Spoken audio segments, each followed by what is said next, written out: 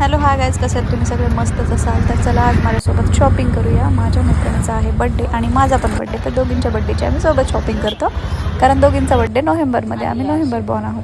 दोघी पण खूप सुंदर आहात. म्हणतात की नोव्हेंबर बॉर्न ज्या मुली असतात ते खूप देखणे असतात आणि खरंच आम्ही दोघी पण देखणे आहोत.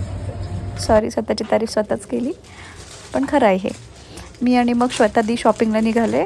आम्ही गेलो आहे मॉलला शॉपिंगला. त्या मॉलचं नाव आता मला एक्झॅक्ट आठवत नाही, मिलेनियम असं काहीतरी नाव आहे. तिथे आम्ही कुर्ती घेतला. कसा वाटतो सांगा? म्हणजे मला असं वाटलं की हा गावाकडे वगैरे गेलं ना तर हा घालू शकते मी. त्याच्यानंतर मग आम्ही मॉलला पोहोचले. ॲक्च्युली अगोदरच्या दुकानात ते घेतलं होतं, नंतर मॉलला पोहोचलं. तिथे बघा ही कंटाळलेली आमची मैना आणि हे फाउंटेन्स जे बंद चालू होत होते, जे जस्ट स्टार्टअप झालं होतं ते. आणि मग आम्ही एंटर केलं मॉलमध्ये आणि माझ्या देवीचे नाटकं बघा. मला स्वतःला चालायचं आहे असं काहीतरी खूप सुंदर असं मॉलचं सगळा माहोल होता. पण मला माझ्या देवीने काही सुधरू दिलं नाही, जास्त काही शॉपिंग पण नाही करू दिली. सगळी बऱ्यापैकी शॉपिंग श्वेतादीनेच केली आहे.